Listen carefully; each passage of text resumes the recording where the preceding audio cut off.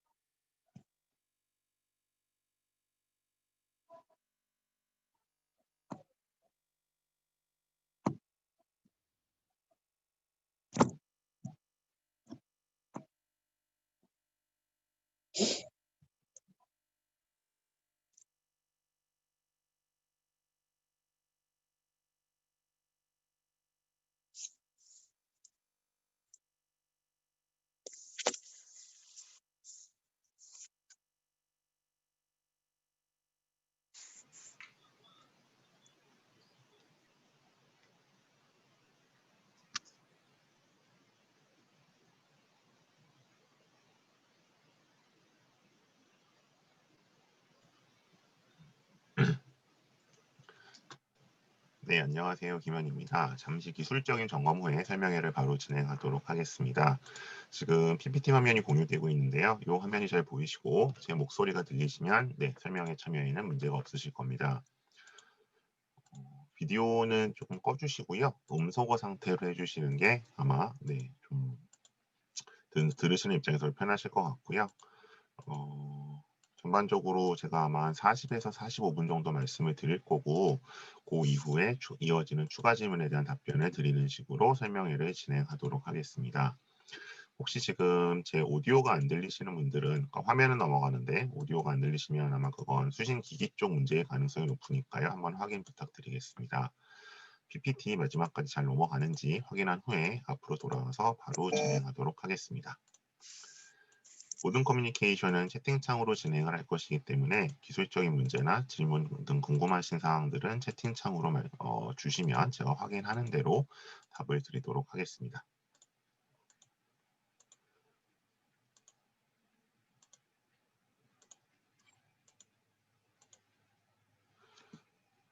네, 뭔가 문제가 있거나 불편하신 부분들이 있으면 채팅창으로 좀 남겨주세요. 카메라 중지, 음소거 상태에서 참여해 주시면 좋겠습니다.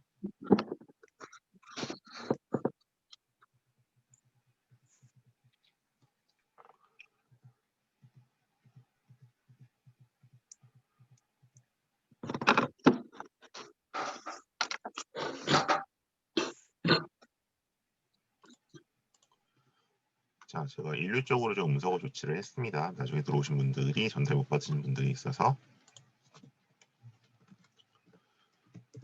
불편하신 점 있으면 채팅창으로 말씀해 주세요.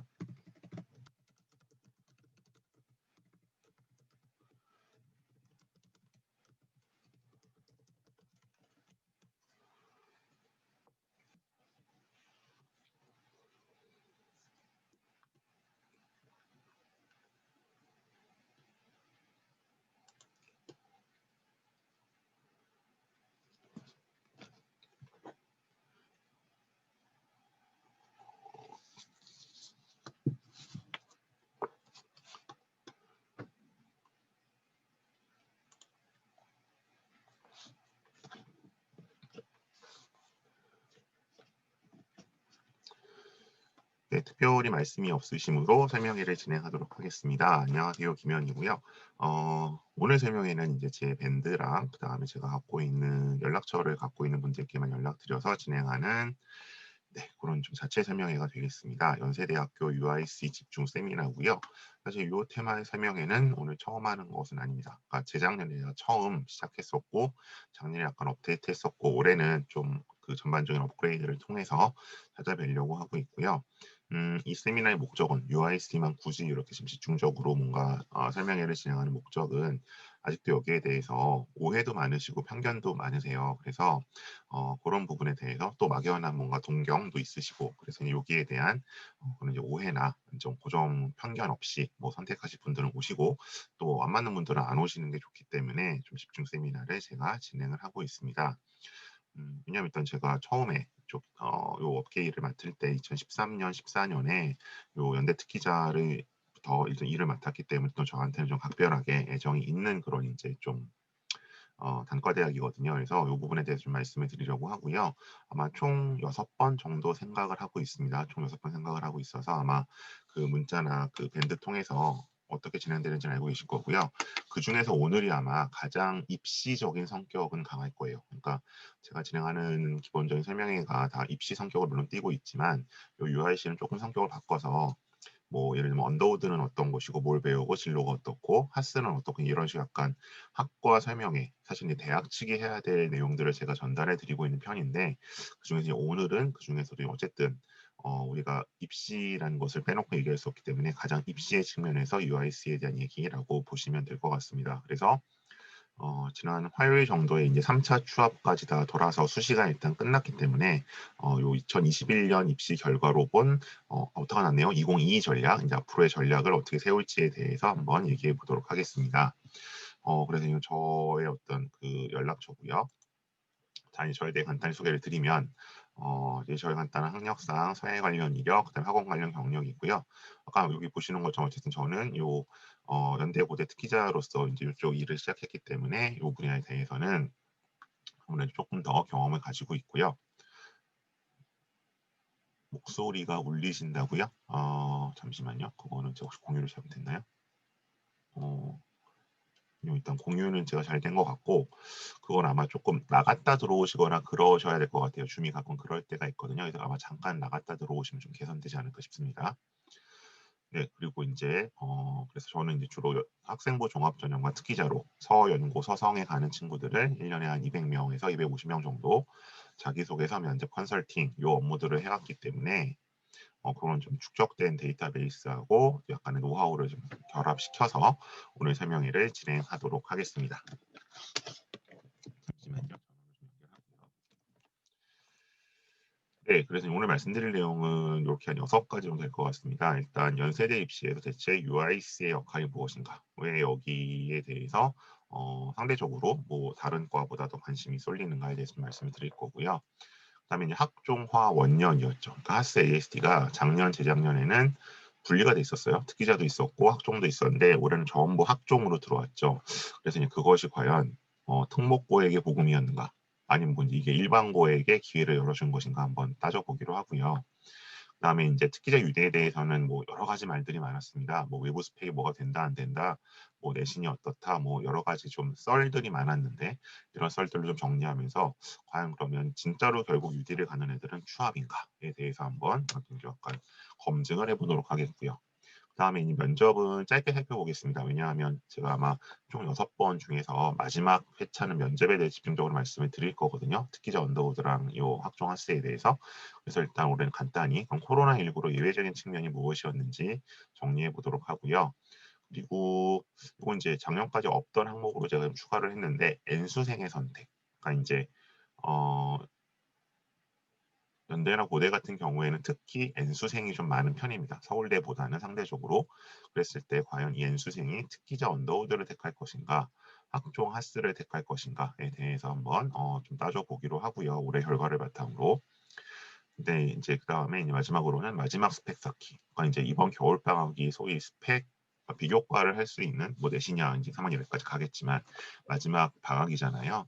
그런 면에서 봤을 때 지금 뭐 어쨌든 작년부터 명시가 됐죠. 토플이나 AP는 안 보겠다라고 했을 때 그럼 대신 무엇을 해야 할지에 대해서 이게 뭐 교외일 수도 있고 교내일 수도 있고 여기에 대해서 한번 정리를 해보도록 하겠습니다. 그리고 제가 준비하고 있는 프로그램 말씀드리는 것으로 마무리를 할게요. 자, 혹시 여기까지 뭔가 불편하시거나 뭐 질문 사항들 있으면 채팅창으로 좀 부탁을 드리겠습니다.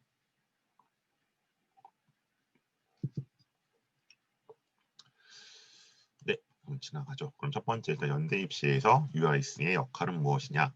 UIC는 이제 뒤에 말씀드리겠지만 언더우드 인터내셔널 컬리지를 약자로 하는 국제 대학이란 단과대학 전체를 얘기하는 겁니다. 자, 그러면 이것은 뭐다? 연세 대학교의 마지막 카드다. 그러니까 이제 특히 이제 서울 지역 쪽에서는 고려대에 비해서 연세대 선호가 굉장히 높은 편인데요. 상대적으로 봤을 때. 그랬을 때 이제 어쨌든 연대 카드를 갖고 싶어 하는데 뭐 익히 들어서 아시겠지만 어느 학교든 뭐 연대 가기는 고대 가기보다 훨씬 힘들다. 뭐 상황에 따라서 서울대 가기보다 힘들다. 이런 말도 나오는데 그럼 그랬을 때 연대의 이제 마지막 카드가 될 수 있다는 거죠. 왜냐하면 이제 22학년도 입시를 기준으로 말씀을 드렸을 때 연세대 추천형이 있죠. 이건 이제 그 작년에 그 면접형이라고 보시면 되는데 올해는 이제 5%까지 추천을 받을 수도 있는데 대체로 내신 1에서 특목고인 경우 특목 자사고는 2점대 극초. 물론 이건 이제 Z점수로 환산을 해봐야 됩니다. 해봐야 되지만 어쨌든 이런 내신을 갖고 있고 이것은 교과 전형입니다. 그래서 정말 내신이 좋은 극소수의 학생들만 갈 수 있는 거고요. 그래서 이거는 이 카드를 쓸 수 있는 학생들은 많지가 않죠. 그 다음에 이제 상대적으로 보편적인 카드가 연세대 활동 우수자인데 이것도 대략 내신이 일반고 기준 봤을 때 한 1점대 초중반, 뭐 조금 학교에 따라 그냥 중후반, 그 다음에 특목고 같은 경우에 한 3점 초반 정도가 맥시멈입니다. 2점 후반에서 3점 초반. 그래서 이건 역시도 이제 상대적으로 굉장히 폭이 제한되죠. 왜냐하면 보통 어쨌든 앞자리가 2점대야 된다는 얘기니까 그렇게 따져보시면 대충 그 한 학교에서 한 11% 정도 학생들밖에 해당이 안 되는 거잖아요. 그죠? 그래서 그러면 나머지는 그럼 뭐 연대 못 가는 거냐라고 했을 때 그랬을 때 대안으로 나왔던 게 요 뭐 하스와 이제 UD였죠. 소위 말하는. 그래서 이제 생각해 보시면 요 이제 둘 다 기본적으로 UIC에 있는 것인데 대체 하스는 뭐고 UD는 뭔지 제가 뒤에 잠깐 다시 설명을 드릴게요.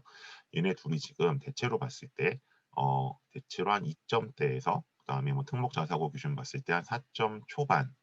물론 이건 조금 넓게 잡은 겁니다. 추합의 추합 한 2차 추합, 3차 추합 봤을 때 일반적으로는 보통 한 3점 후반, 어쨌든 3점대야지 된다고 봅니다. 요 정도까지 그렇게 됐고 연대 UD 같은 경우는 이거는 보통 저희가 4점 초반 잡았었는데 작년 같은 경우는 좀 타이틀해서 이것도 한 3점 후반 정도 그 정도까지 그러니까 이제 활동 우수자가 쉽게 말해서 2점대까지 쓰는 거라면 국제형 하스나 UD는 3점대까지도 그리고 운이 좋으면 4점대 극초반까지도 들어갈 수가 있다는 것이죠. 그래서 이제 결국 연대를 가는 마지막 카드로서 불려왔고요. 왜냐하면 어차피 생기부 기반 학생부 전형, 학생부 중심 전형이라는 것은 똑같으니까. 그래서 이제 이게 안 되면 남는 거는 이제 논술밖에 없거든요. 근데 많은 학생들이 논술에 대해서는 조금 회의적이죠. 그러니까 저는 물론 그렇지 않습니다. 논술도 나중에 말씀드릴 기회가 있어서 논술은 생각보다 굉장히 합격 가능성이 높은 전형인데 그건 워낙 이제 눈으로 보이는 가시적인 경쟁률이 높다 보니까 그 다음에 내가 뭐 이런 특목 자사고를 갔을 때는 아니 내가 논술로 하려면 뭐하러 굳이 여기 왔어라고 생각하시다 보니까 안 써서 못 가는 거긴 한데 어쨌든 논술이라는 이제 또 다른 트랙을 생각하기 전에 어쨌든 내가 내신 따고 학교 생활 열심히 했을 때 갈 수 있는 전형으로서는 이 국제형 하스 ASD와 언더우드가 일종의 연대의 마지노선 역할을 해왔다는 것이죠. 기본적으로 내신은 한 1.0 정도 플러스가 되기 때문에 고교별로 다르겠지만, 그래서 이제 연대에 가는 마지막 카드라서 이 UIC 언더우드 인터내셔널 컬리지가 주목을 받아온 겁니다. 자, 그래서 네, 이 애니메이션은 지나가고요. 자, 그러면 이제 내년도 입시에서 UIC는 어떻게 되느냐? 유지가 됩니다. 그러니까 유지가 된다는 얘기는 두 가지 의미가 있는데, 일단 내년에는, 그러니까 올해죠. 이제 올해는 특기자 전형이 거의 없어요. 일단 고대 특기자에서 어문 계열이 사라졌고요. 한양대 특기자 역시 사라지죠. 그러다 보니까 이제 소위 특기자 전형으로 갈 수 있는 곳이 결국 연세대 언더우드, 이제 우리 인기 있는 대학 중에서 그 다음에 이화여대 어학 특기자와 국제학 특기자 정도만 남습니다. 근데 뭐 이제 이대 남학생은 못 가니까. 그런 면에서 봤을 때 이제 연대 UIC가 어쨌든 유지된다는 것. UIC 중에서도 이제 언더우드가 특기자로 남아 있잖아요. 보시다시피. 그래서 이제 어쨌든 특기자 트랙을 생각하는 학생들 입장에서는 이제 마지막 기회가 될 수 있고요. 그 다음에 그 학생부 종합전형 국제형이라고 해서 여기 이제 보시면 아시아학 전공하고 이게 하스고요. 아시아학 전공이 이제 에이시안 스터디스 디비전이라고 해서 이게 소위 말하는 ASD라고 저희가 부르는 겁니다. 여기 ASD 20명, 하스 107명, ISE는 보통 이과 학생들이 가는 거죠. 어쨌든 여기도 51명, 이것들이 유지대가 남아있기 때문에 내년에도 이제 이 전형은 유효한 거고요. 이게 유지된다는 건 입시에서 굉장히 중요한 의미인데 뭐냐면 이 얘기는 별다른 변수가 없다면 기본적으로 1년 선배들의 데이터베이스를 활용할 수 있다는 거예요. 그러니까 작년 우리 학교에서 그러니까 같은 고등학교 1년 선배가 뭐 언더우드를 썼는데 됐대 안 됐대. 뭐 하스를 썼는데 뭐 2차 추합으로 됐대. 그럼 그 선배는 스펙과 뭐 내신이 어땠지? 이런 것들을 활용할 수 있다는 거죠. 그런 면에서 이제 그 1년 선배들이 어땠는지 결과를 그대로 활용할 수 있다는 면에서 굉장히 좀 안정적으로 지원할 수 있겠죠. 어쨌든 남아있을 것이다. UISD는 그대로 운영이 된다. 특기자 언더우드와 이제 요 하스 ASD, ISED 뭐 이쪽으로. 그래서 그 특히 이제 뭐 언더우드 같은 경우에는 이제 이런 식으로 나와 있죠. 1단계에선 서류 평가 100%고 2단계에서는 서류 60을 안고 면접 40을 한다. 그 다음에 이제 뭐 익히 들어서 알고 계시겠지만 제시문 기반 면접인데 제시문도 영어고 그 말도 영어로 해야 된다라는 것 아실 수 있고요. 그 다음에 그래서 이건 정말 똑같습니다. 지난 이후 몇 년째 변화 없이 활용되고 있고, 다음에 이제 하나는 다만 이 국제형, 즉 아까 보셨던 하스, ASD, ISD는 뭐가 생겨요? 수능 최저가 생깁니다. 수능 최저가 생겨서 그럼 뭐 이렇게 뭐 활동 수용이 생기시면 국제형, 특히 국내고 같은 경우에 국어, 수학 중 한 개 과목을 포함하여, 왜냐하면 영어는 절대평가니까 이걸 포함해서 두 개 과목 합 5등급 이내다. 그럼 사실 뭐 이거는 그렇게 부담스러운 것은 아니라고 볼 수 있겠죠. 그렇게 부담스럽진 않아서 이제 뭐 예를 들어서 뭐 1, 4로 맞춰도 되고 2, 3으로 맞춰도 되고 그렇게 되는 거니까 어쨌든 약간의 형식적인 최저가 생기는 점만 변화되는데 이거는 그렇게 크게 신경 쓸 필요가 없다. 왜냐하면 이거는 기존 통계를 찾아보면 이 정도 최저를 맞추는 학생들이 전체 수능 응시자 중에 11% 정도 되거든요. 그래서 예를 들어 고대 학업부 시험 같은 경우는 수능 최저가 꽤 까다로워서 그 최저를 못 맞춰 떨어지는 학생이 많지만 이 연대 국제형 같은 경우엔 이 수능 최저 때문에 뭔가 떨어질 걱정을 하실 필요는 없을 것 같다라는 게 일단 기본적인 방침입니다. 그래서 작년 선배들의 수시 데이터베이스를 그대로 활용하시되 해당 고등학교에 이 이제 수능 최저만 한번 그냥 이런 게 있구나 염두에 두시면 될 것 같습니다. 다른 변화는 전형적으로 없습니다. 자, 그래서 이제 제가 각종 약자를 쓰면서 이제 말씀을 드리니까 낯서신 분들은 저게 도대체 뭔 소리지? 라고 하실 수 있는데 이겁니다. 제가 이제 UIST라고 말씀을 드리는 거는 요거예요. 언더우드 국제대학. 그러니까 예를 들어서 뭐 있잖아요. 상경대학, 정경대학, 인문대학처럼 단과대학 개념입니다. 이것은. 그 다음에 여기에 이제 계열이 3개가 있는 거예요. 그래서 언더우드 계열, 이걸 저희가 UD라고 보통 부르죠. 그 다음에 융합인문사회 계열, 이거 보통 하스라고 부르고요. 융합과학공학 계열, ISE라고 이제 보통 부릅니다. 이제 여기는 보시는 것처럼 기본적으로 이제 이과적 성향, 약간 뭐 공학과 자연과학 이쪽의 계열이고요. 보통 이제 문과 학생들이 가는 곳은 이 언더우드하고 융합인문 하스 쪽이죠. 그래서 이 언더우드 계열에서는 여기 보시는 것처럼 크게 인문사회 계열이 있고 여기 이제 생명과학 공학도 있어요. 이거 LSBT라 그러는데 이거는 이제 예전에 뭐 의전이나 이제 뭐 이런 데로 갈 애들이 보통 이걸 택해서 많이 갔거든요. 그래서 이쪽은 이과 성향이고 정원도 11명 정도밖에 안 돼서 굉장히 치열하고요. 보통 이제 문과 학생들이 가는 건 인문사이고 여기 보시면 뭐 비교문학과 문학 저희가 보통 이제 CAS라고 부릅니다. 그 Comparative Literature and Culture, 그다음에 Economics, International Studies, 그다음에 Political Science, International Relations 이렇게 4개 전공이 있죠. 그래서 이제 입학은 언더우드로 하는 거고요. 아마 다음 시간에 자세히 말씀드릴 텐데 들어가서 2학년 때 요 중에 전공을 택하게 되는 겁니다. 뽑을 때는 저런 뭐 전공별로 쿼터가 있거나 그렇지 않습니다. 똑같이 들어가는데 다만 이제 자기소개서에는 내가 어떤 전공을 하겠다고 좀 쓰긴 써야 되죠. 항목이 있기 때문에. 그 다음에 요 하스에는 이제 아시아학부, 테크노아트학부, TA라 그러죠. 보통 애들이 융합사회과학부 이렇게 셋이 있는데 그러니까 이제 보시면 아시아학부는 사실은 하스 안에 속해 있어요. 하지만 선발을 따로 하는 겁니다. 선발을 따로 해서 이제 우리가 이제 20명을 하게 되는 거고요. 그다음에 이제 테크노아트학부랑 융합사회과학부는 이제 하스로 선발을 해서 마찬가지로 2학년 때 요 중에서 전공을 택하게 되는 거죠. 그래서 전공이 좀 낯서실 수 있는데 보통 이제 이쪽 테크노아트학부는 여기 보시는 뭐 그 경영이 붙어 있는 경우가 있어요. 근데 사실 뭐 이 경영의 성격이 강하다고 보기는 조금 어렵고요.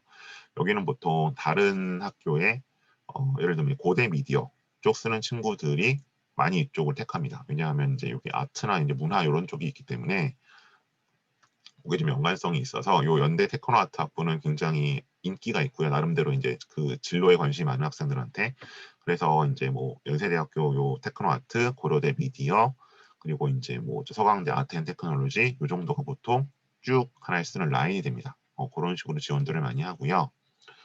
그 다음에 이제 보통 그 약간 본인의 어떤 생기부 자체가 예를 들어 뭐 통계나 경영이나 이쪽에 많이 잡혀 있다. 그런 경우에는 사실 이쪽으로 많이 오죠. 계량 위험 관리 쪽. 저희가 일단 약간 그 양적 연구, 퀀티터티브 스터디를 하는 곳이기 때문에 뭐 통계라든가 빅데이터라든가 경영 경제 쪽을 하는 경우에는 이쪽을 좀 잡고 들어오는 경우가 많이 있고요. 그다음에 이제 여기 사회적인 리더십은 보통 고려대 자전, 거기 이제 법하고 행정 쪽이잖아요. 그런 관련 이제 생기부를 가지고 많이 들어오고 여기 이제 지속개발 협력 쪽은 보통 이제 뭐 그 국제에서 이제 보통 정부의 그 전형적인 약간 우리 생각하시는 뭐 국제개발 뭐 이쪽 있죠. 이쪽들을 이제 갖고 있거나 환경 쪽이 갖고 들어오거나 그런 식으로 들어오고 과학기술 정책은 이제 뭐 행정이나 뭐 이제 이런 쪽 생각했던 친구들이 같이 약간 쓰는 경향은 있습니다. 근데 뭐 이렇게 세분화해서 뽑는 것은 아니고 이제 그런 스펙들이 보통 이쪽에 맞는다고 이제 큰 틀에서 좀 보고 들어가는 거죠. 그래서 이제 기억하실 게 약자에서 UIC는 요 전체 단과대학, 언더우드라는 곳은 요 네 전공을 말하는 거구나. 그 다음에 하스라고 말하면 거기 ASD, 테크노아트, 융합사회과학부 이 정도가 있구나. 그 정도는 조금 기억하시면 이제 설명회를 들으시는데 지장은 없을 겁니다. 자, 그래서 아마 다음 시간에 제가 언더우드에 대해서 다니는 학생이랑 같이 좀 전공 분석을 할 거고요. 아마 그 다음 시간에는 하스에 대해서 전공 분석을 할 거고, 그 다음 시간에 아마 ISD에 대해서 말씀을 드릴 거예요.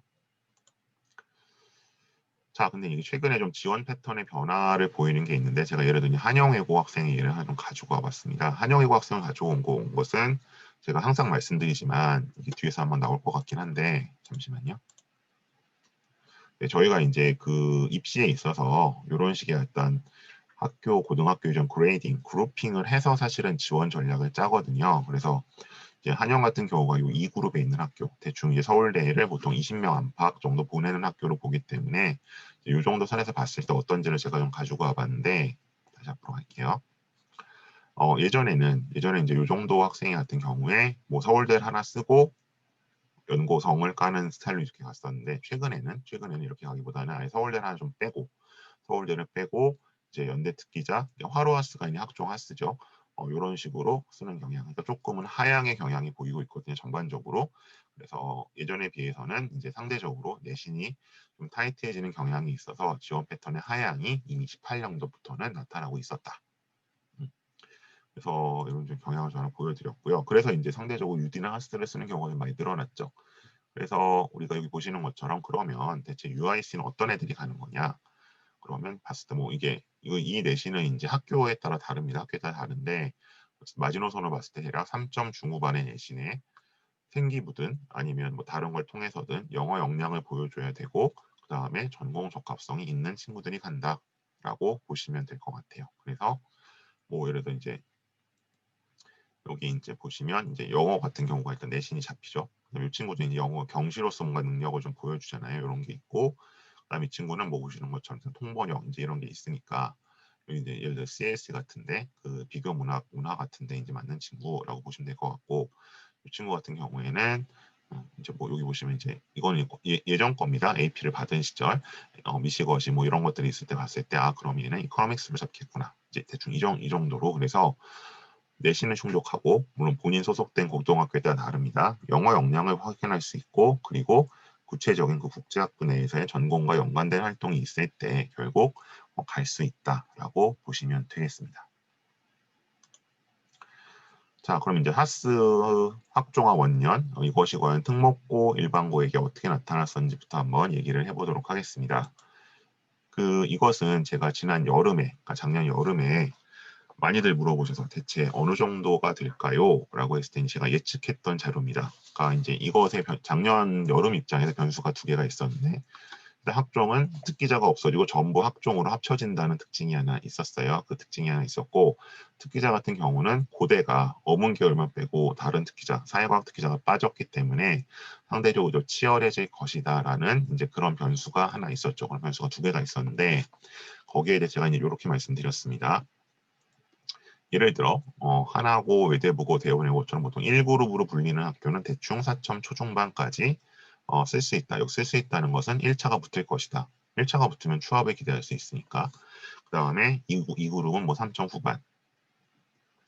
그 다음에 뭐 3그룹은 3점 초중반. 이 정도로 보통 됐었는데 이게 이제 사실은 그 기존의 입시 결과였는데 제가 뭐라고 말씀드렸냐면 이것이 아마 수렴할 것이다.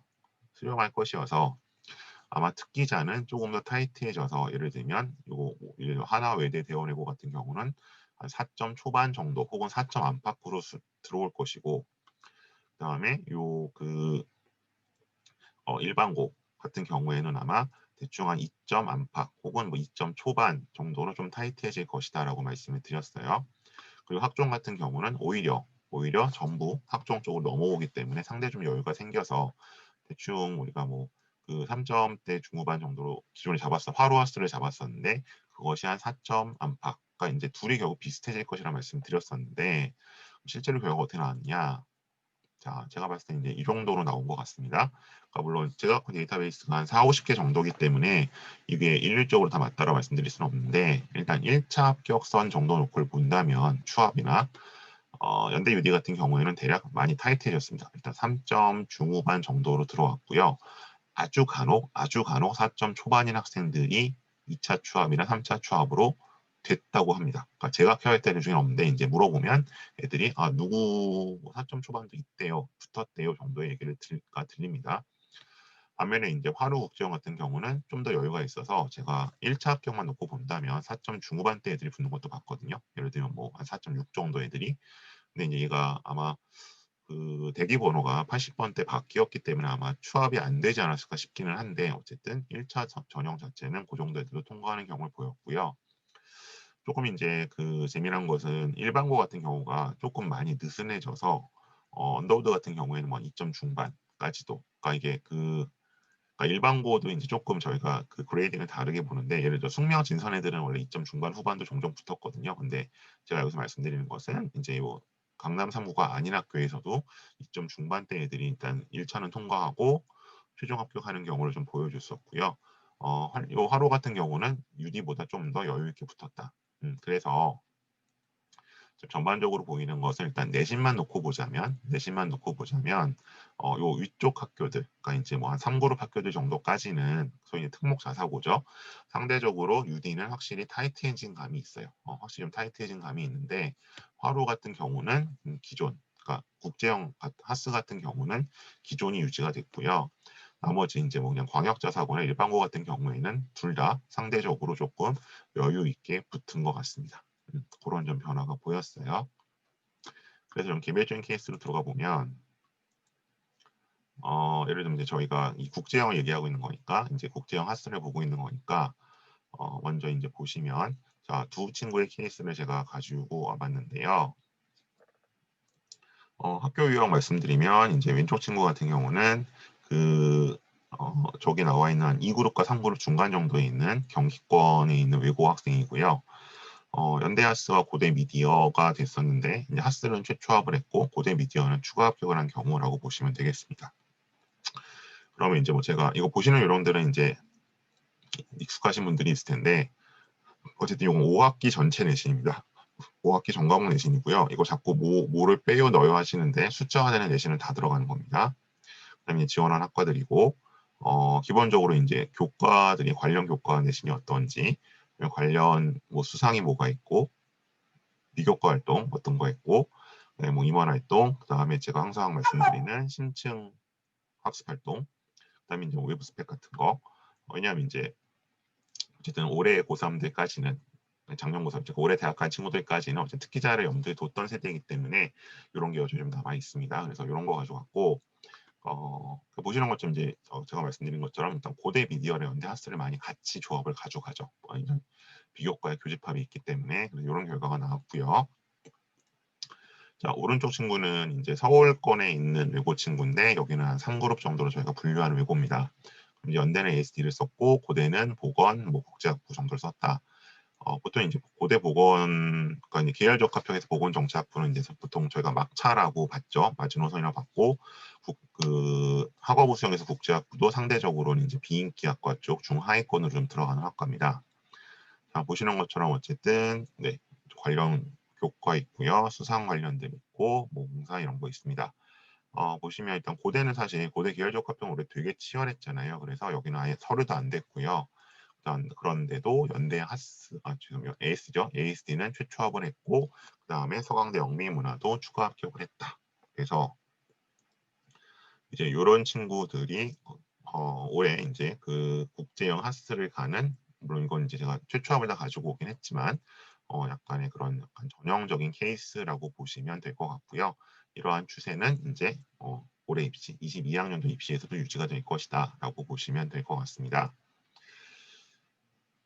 뭐 여기서 이제 뭐 너끈하게 뭐 굉장히 1차 같은 1차 합격이어도 너끈하게 돼서 뭐 결국 뭐 서울대로 빠지고 이런 애들 간혹 있기는 있는데 뭐 그런 경우를 보여드리는 건 사실 뭐 큰 의미는 없겠죠. 그러니까 보통은 서울대 일반 전형에 될 만한 애들은 연대 화로 애들 많이 쓰죠. 연대 일반 학과들을 많이 쓰고 뭐 이쪽 이제 기본적으로 학종 국제형에 들어오는 친구들은 서울대에는 약간 베팅을 하거나 아예 안 쓰거나 그런 케이스에서 이제 보통 들어오는 경우가 많이 있습니다. 여기 보시면 이 두 친구들 일단 서울대 카드는 없죠.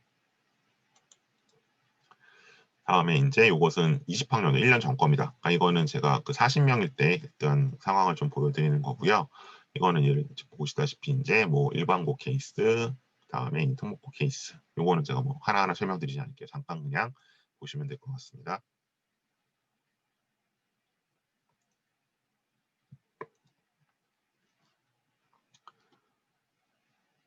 다음에 19년도 케이스도 있었습니다.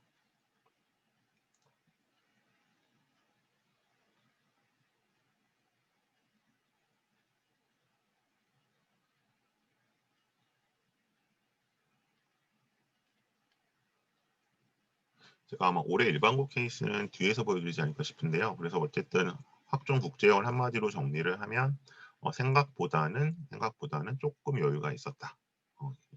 걱정했던 것보다는 그리고 이제 특히 추가 합격이 84번까지 돌았잖아요. 그러다 보니까 상대적으로 조금 그 뒤늦게 합격하는 친구들도 많이 있었죠. 그다음에 이제 이것은 이제 그 국제형 해외고 친구들이 들어가는 케이스. 오늘 뭐 해외고 분들이 계신지 모르겠습니다만 해외고는 이 정도가 들어갔고요. 혹시 좀 상대적으로 연대 같은 경우는 이제 요 특례로 가는 것보다는 국제형으로 들어오는 해외고로 들어오는 게 많이 수월한 것 같습니다.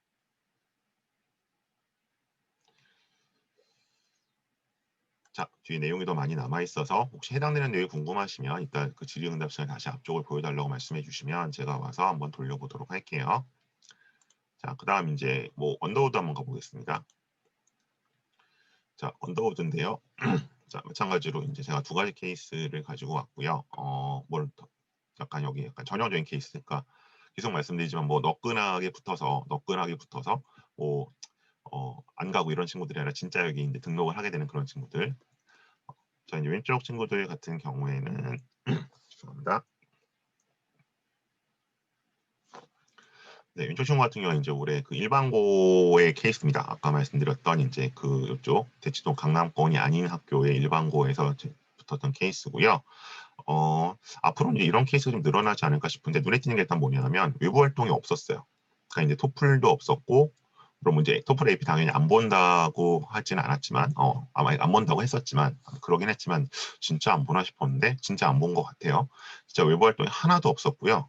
그다음에 대신에 이제 아무래도 이제 일반고니까 내신에서는 좀 우월성이 있죠. 그리고 영자신문 동아리라든가 영어 관련 수상은 굉장히 좋았습니다. 그래서 일단 이걸로 어필을 했던 것 같고, 음, 그 학생 자체가 일단 그 UD를 사실 초합까지는 기대를 하지 않았었는데 최초합을 했었고요.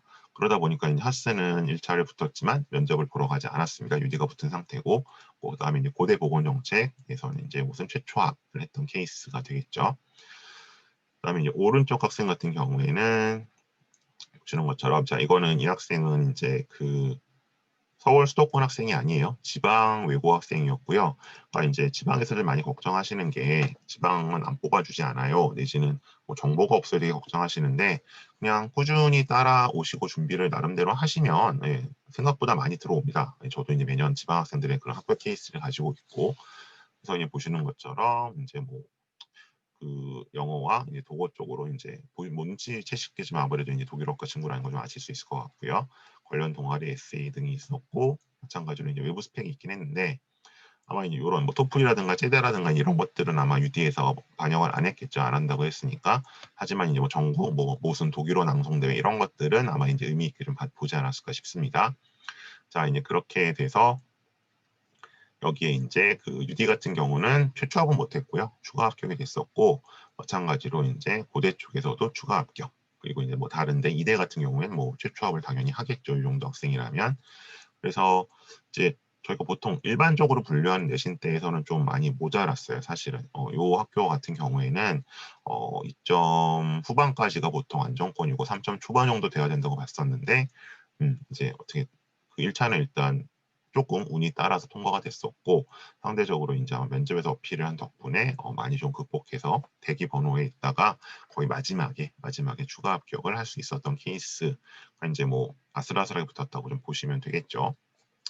이제 사실 뭐 이 친구도 왼쪽 친구도 최초합이긴 하지만 일반적으로 이제 지금까지의 저희 관념으로 최초합은 힘든 친구였어요. 근데 최초합을 했었고 이쪽 친구도 들어왔다. 이것이 올해의 어떤 케이스였고요. 그다음에 이제 뭐 기존에 합격한 친구들은 이제 이러한 특성들을 가지고 있죠.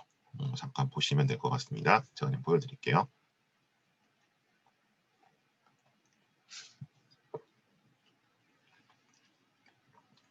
그 왼쪽 친구 특목고처럼 자각하시는 이 친구 일반고 친구예요. 이 친구는 이제 엄청난 외부 스펙들을 가지고 극복해서 들어가는 케이스였고요. 오른쪽 친구는 이제 전형적으로 이제 특목에서 가는 친구였고요. 그다음에 이제 뭐 이전에는 이런 케이스 같죠. 보시면 기본적으로 외부 스펙들이 이 정도가 있었죠. 자, 이 친구도 이제 일반고에서 가는 케이스입니다. 역시 외부 활동으로 가는 케이스. 근데 이제 이런 거가 없이 가는 친구들이 과거엔 별로 없었는데 올해 21학년도부터는 교내 활동만으로 가는 경우들이 꽤 보이고 있습니다. 그래서 이제 보통 이건 좀 이제 시기가 좀 됐죠. 여기 보시는 것처럼 예전에 이제 일반고에서 가는 케이스, 특목고에서 가는 케이스, 국제반, 유학반이죠. 유학반에서 가는 케이스 이제 이렇게 좀 제가 분리를 해드렸었는데 올해는 어쨌든 그 기본적으로 어쨌든 외부 스펙들이 없이도 올해는 가고 있다. 갔다. UD가요. 특기자지만. 그래서 이제 저희가 충원이라는 것을 이제 생각 안 할 수가 없는 추가 합격이죠. 왜냐하면 추가 합격이 많이 도는 전형들이 있고 추가 합격이 많이 안 도는 전형들이 있는데 기본적으로 연대 UIC는 추가 합격이 많이 도는 전형입니다. 그래서 일단 1차만 통과될 수 있다고 보면 꼭 최초합이 아니어도 추가 합격을 기대할 수 있어서 사실 이것까지 보고 지원 전략을 짜는 게 맞고요. 자, 왜냐하면 어쨌든 수시죠. 수시에서 국제 같은 경우는 물론 자연 계열이 있긴 하지만 잠시만요. 그 150까지 추합이 돌아오죠. 그러니까 이 충원율이 150명이 뭐냐면 정원이 100명이면 50명이 더 붙는다는 얘기예요. 그러니까 평균적으로 그 한 50% 정도의 추가 합격 비율이 돈다는 거죠. 그래서 이제 여기 보시면 특히 이제 특기자 같은 경우에 이제 148.6으로 나와 있어서 그다음에 이제 학종 국제형 같은 경우는 뭐 한 152. 그러니까 둘이 평균 내면 150 정도 되는 거죠. 그렇게 이제 추원이 돈다는 거 볼 수도 있고요. 올해 같은 경우도 아마 하스가 84번인가까지 돌았고 UD도 아마 70 몇 번까지 돈 걸로 제가 알고 있는데 이렇게 되면 거의 충원율이 60% 이상이 되죠. 그래서 이제 이거 추가 학교를 보고 쓰셔야 되는 거고 그다음에 이제 요 자료들은 제가 만든 게 아니라 연대가 지난 입학 설명회 때 공개한 자료인데 요 내신대 같은 건 이제 요거 항상 말씀드리고 오해하시면 안 되죠. 그러니까 이제 뭐 지원자가 합격자가 2.87이 평균이래. 했는데 이게 2.87은 평균이고요. 해당 고등학교에 따라 달라지는 겁니다. 여기 보시는 것처럼 뭐 대충 3점 중반으로 붙는 경우도 있고 2점, 1점대로 붙는 친구들도 있으니까 이건 어디까지나 평균이지 우리 학생이 뭐 이제 2.5니까 써도 돼 이렇게 이제 단순하게 생각하시면 안 되는 거죠. 다음에 전형별로 나와 있고요. 이 자료는 일단 작년 자료이기 때문에 아마 이제 올해 내용에 대해서는 이제 올해 뭐 4월쯤에 연대 입학 설명회 때도 이런 자료가 공개가 되겠죠. 자, 그 다음에 이제 면접에 대해서 좀 짧게 말씀드릴게요. 일단 지금 면접 문제는 아직 공개가 안 된 상태이기 때문에 3월 말에 공개가 되죠. 그래서 일단 학생들이 좀 후기를 통해서 면접이 어땠는지 좀 보겠습니다. UD 같은 경우는 영어 재심은 영어 면접이었고요.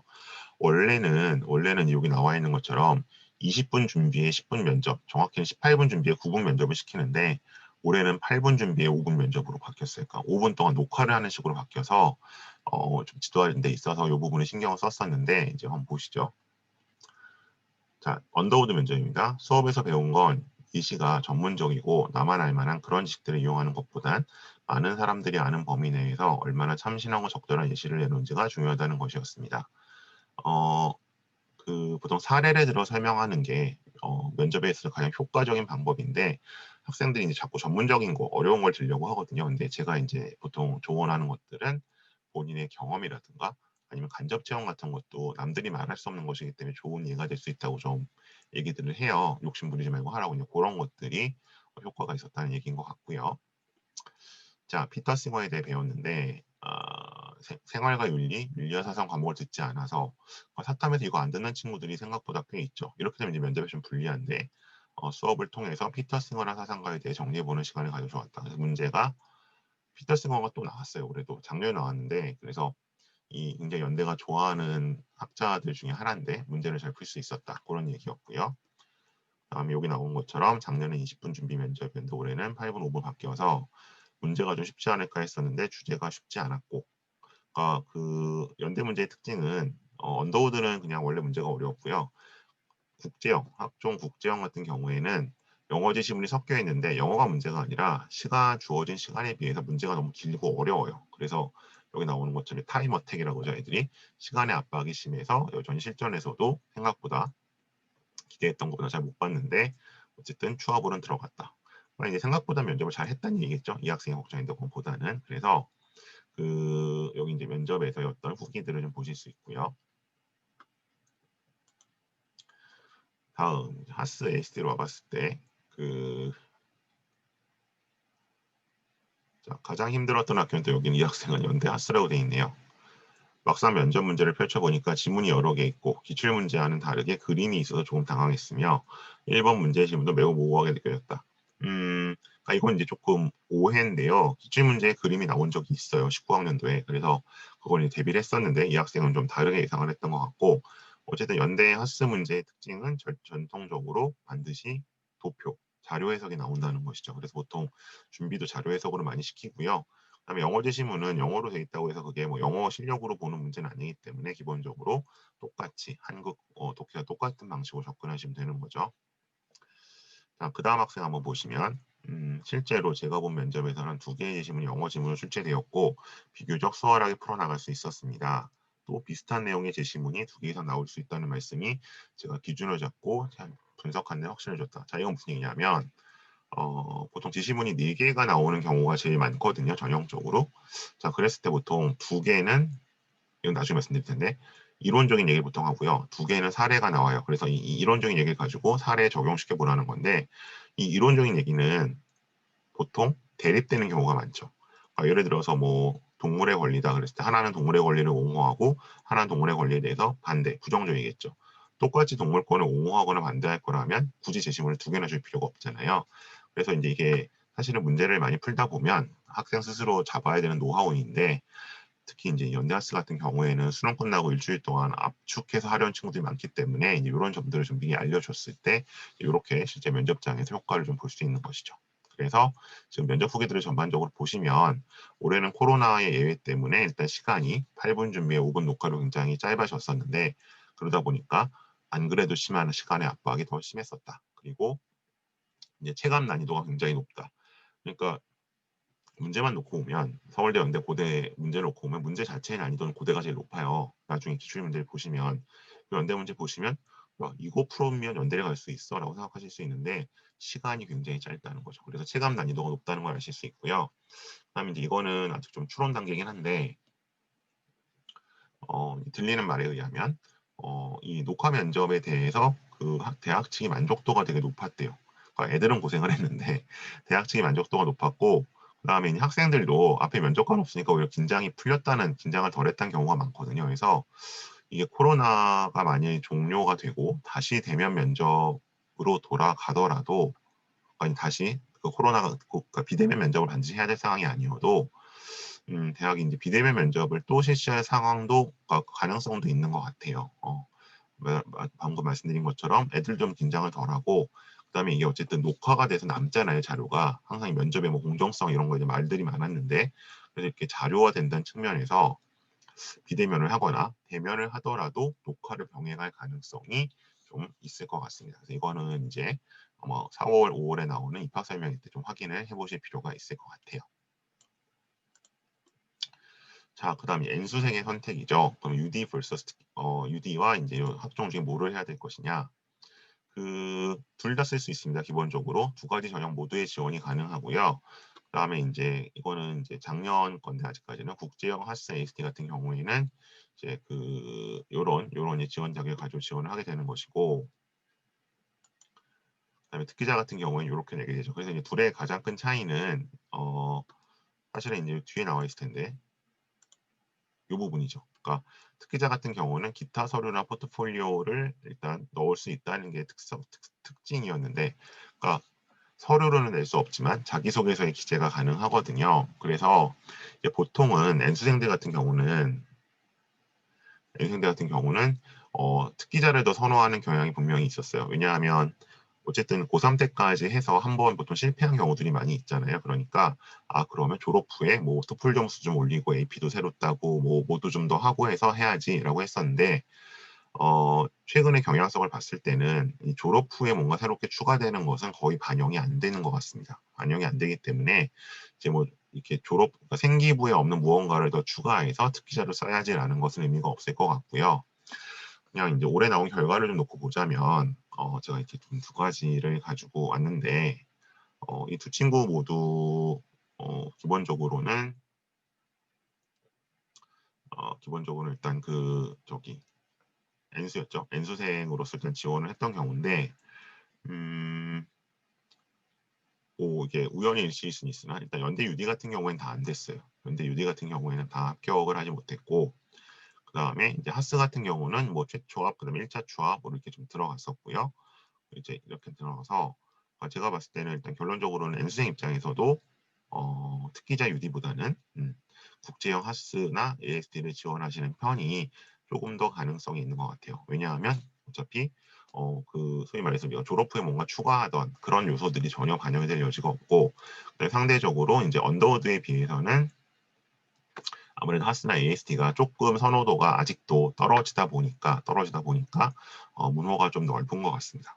그래서 그런 면이 있어서 여기 보시는 것처럼 이런 결과가 나오기 때문에 그래서 이제 그 왼쪽 친구도 보시면 이 친구 뭐 얼핏 보시면 이 특목고 아니야? 생각 특목고 아니에요. 일반고입니다. 일반고 친구고 결국 이제 그 이런 그러니까 UD는 이런 외부 스펙이 굉장히 좋음에도 불구하고 탈락했고 하스 같은 경우는 이 내부 생기부만 갖고도 합격을 했어요.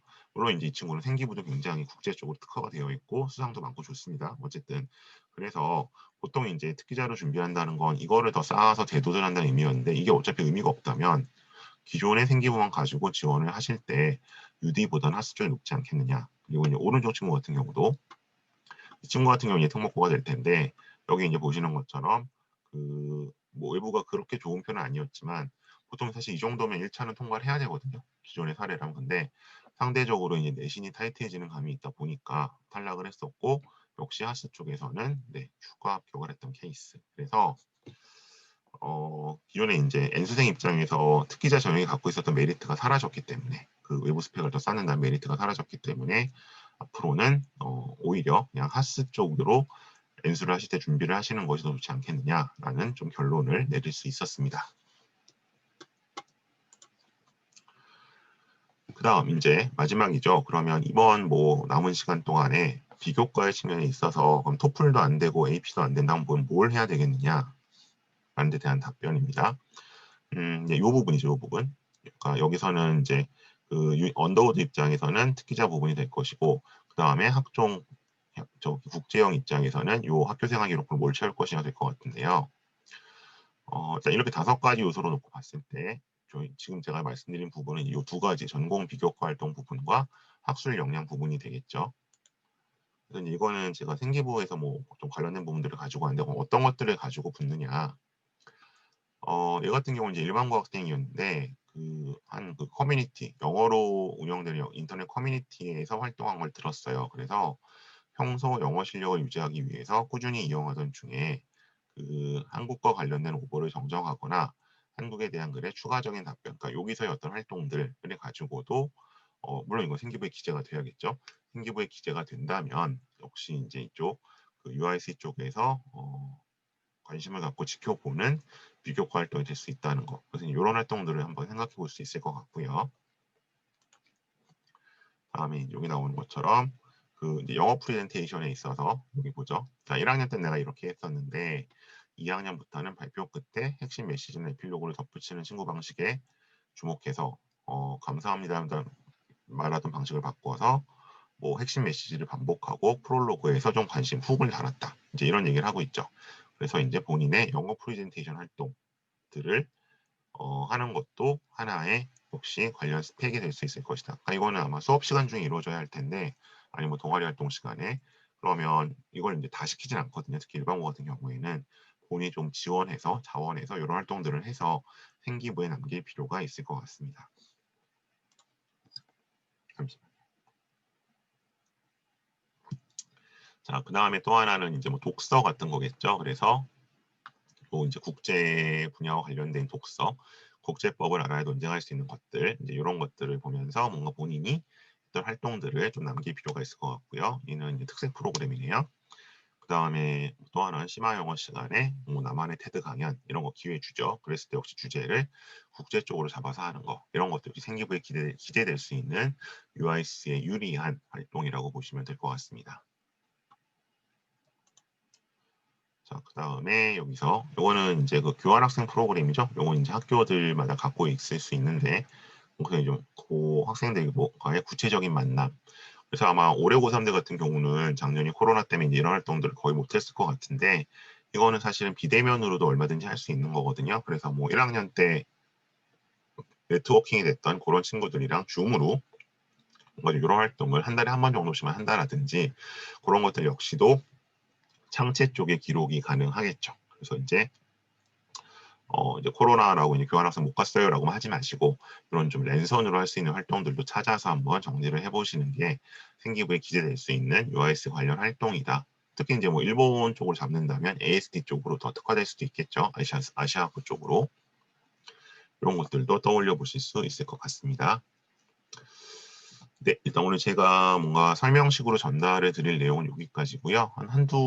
두세 가지 광고 말씀드리고 그동안 질문 들어오면 질문에 답을 드릴게요. 우선 제가 올해 진행하고 있는 설명회들은 이렇게 상반기엔 5가지가 될 것 같습니다. 그래서 지금 학과별 독서 노트는 1주차에 지난주였죠 아마 지난주에 이번 주에 했네 이번 주 수요일에 원인학원이랑 했었고요. 과별로 돌아가는 거 독서에 대해서만 그 다음에 웨비나 생기부 기재 어떻게 할 것인가에 대해서 학과별로 살펴보고 있습니다. 이거는 이제 강대마 이맥 통해서 진행하는데 요거는 다음 주에 아마 진행이 될 거예요. 그러니까 1회차는 아마 12월에 진행이 됐고 1월차 내용 이제 올해 갈 거니까 한번 요거 제 밴드에다 내용이 있어요. 그래서 참여해 주시면 될 것 같고 UIC 집중 세미나는 일단 이건 이제 매년 KNS 어학원이랑 했었는데 KNS 어학원이 뭐 요새 아시다시피 이제 좀 학원들이 요새 힘들잖아요. 그죠? 여러 가지 좀 신경 쓰실 일들이 많아서 약간 어레인지가 안 된 상태여서 오늘은 그냥 제가 자체적으로 진행을 했고 아마 다음 달부터는 가능하면 KNS 어학원 통해서 좀 진행하도록 하겠고요. 그리고 이제 스펙과 면접의 모든 것, 그다음에 자소서 뜯어보기, 요것들은 일단 제가 제 밴드랑 그다음에 저한테 연락처가 있는 분들 위주로 진행을 좀 하고 있습니다. 자체적으로. 요거는 이제 제 밴드에서 일정을 확인하시면 될 것 같습니다. 자, 그리고 제가 지금 요런 반들 운영하고 있어요. 그래서 계열별 비교과 맞춤반 해서 독서, 면접, 생기부, 자소서까지 고3반 풀 패키지로 하는 반이 있고요. 지금 경영경제, 어문국제, 정의국제 요 세 반은 이번 주에 개강을 했습니다. 개강을 했는데 아직 뭐 7번이나 남아 있으니까 원하시는 분들은 다음 주부터는 좀 조인을 해주시고 오늘 보셨던 이런 UIC 같은 경우는 특히 이제 국제 쪽에 해당하겠죠. 그래서 여기서 이제 관련된 아까 방금 보셨던 그런 비교과 활동들을 남은 3학년 1학기 때 어떻게 할지를 같이 설계들을 하고 있으니까요. 요 반에 들어와 주시면 남은 7번 수강 가능하시니까 들어와 주시고요. 그다음에 생기부 자체에 대해서 뭔가 설계나 리뷰, 컨설팅 원하시는 분들은 보통 1회 2시간 기준으로 1회 혹은 2회로 완성형 수업을 진행하고 있으니까 이것도 연락을 주시면 문자 남겨주시면 제가 확인 후에 답을 드리도록 하겠습니다. 그렇게 좀 진행을 하고 있습니다. 그리고 네, 고위반 같은 경우는 지금 조금 개강하지 못했는데 원하시는 분들 개인적으로 연락을 주신 상태라 이분들은 제가 다시 시간을 좀 정리해서 연락을 드릴게요. 그리고 아마 오늘 주로 여기 통해서 들어오셨을 것 같기는 한데 제 네이버 입시 밴드 요게 여기 들어오시면 이제 지나간 설명의 자료나 그밖에 이제 자, 밴드 한번 직접 보여드릴게요. 네, 요 밴드네요.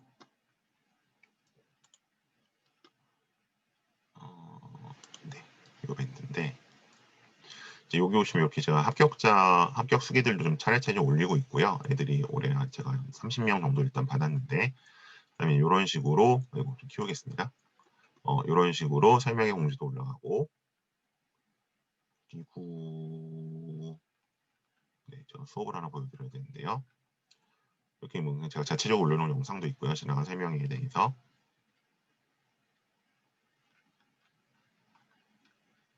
네, 이렇게 지나간 설명 영상도 있고 아까 이제 보여드렸던 비교과 맞춤반 같은 경우는 이런 거죠. 이렇게 이제 이런 정예국제 계열이면 매주 책 하나, 이슈 하나, 기출문제 둘 이렇게 정리하면서 가는 거거든요. 그래서 제가 기본적으로 한 5년 정도 해왔던 독서 농구술 프로그램을 통해서 다시 업그레이드한 것이기 때문에 이 책은 독서로 들어갈 수 있고요. 이슈 정리한 거는 이제 세특, 과목 세특 쪽에 활용이 가능한 내용이기 때문에 요 해당 계열에 관심 있으신 분들은 네, 요 수업을 수강하시면 일단 면접도 여름방학까지는 신경 안 쓰셔도 되고 비교과 활동들도 이걸로 충분히 커버가 가능하기 때문에 아직 여석이 좀 있으니까 수업 좀 연락을 주시면 좋겠습니다.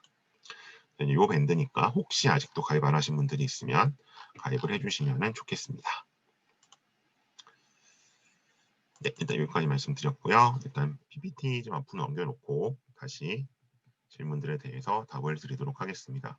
오늘 제가 UIC 말씀드리고 있는데 꼭 UIC 아니고 전반적인 22학년도 입시에 대해서 질문을 주셔도 제가 가능한 범위 내에서 답을 드리도록 하겠습니다. 네, 이렇게 있고요.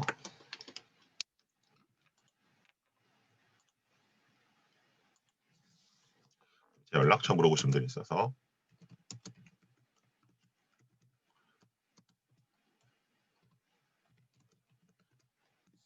이게 뭐 일단 학원하고 연락하는 번호가 있고 개인적으로 연락하는 번호가 2개인데 어쨌든 어디로든 문자 남겨주시면 확인하고 답을 드릴게요. 자, 우선 잠시만요.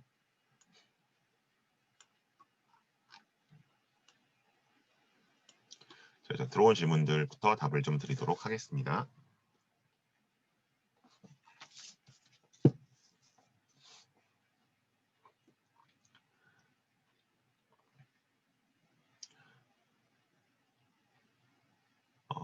아까 고대 미디어학부 지원 학생은 언더우드 테크노학부에서 언어 전공에 적합한가요?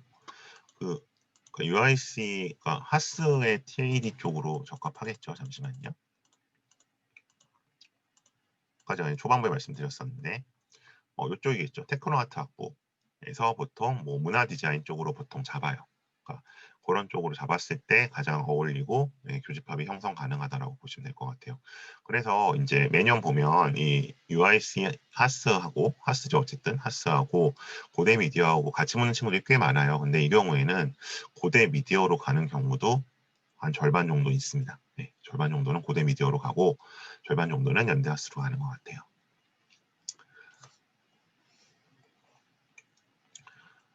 고대 한양대가 없어지면 상대적으로 연대 특기자 전형 경쟁이 올라가겠느냐? 일단 한양대는 상관이 없습니다.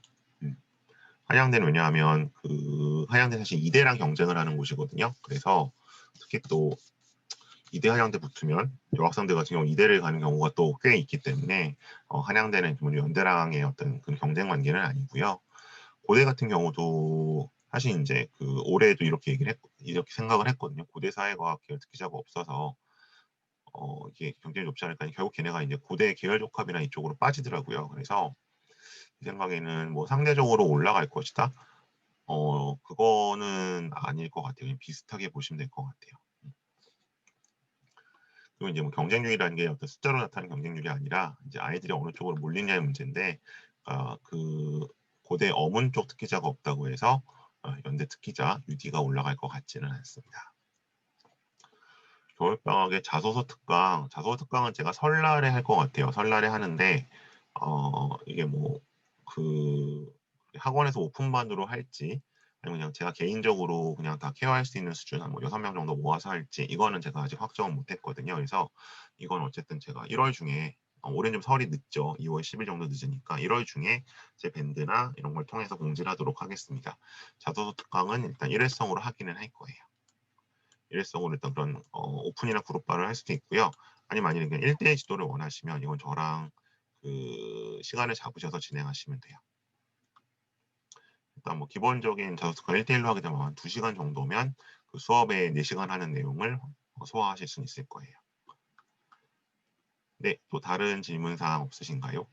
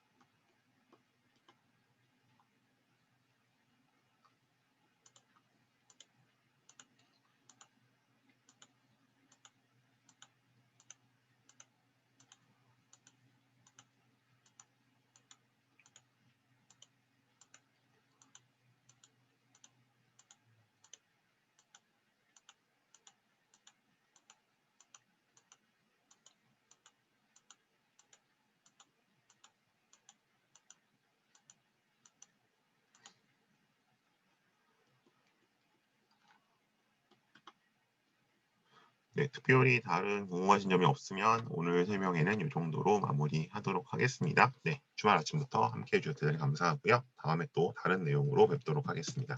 고맙습니다.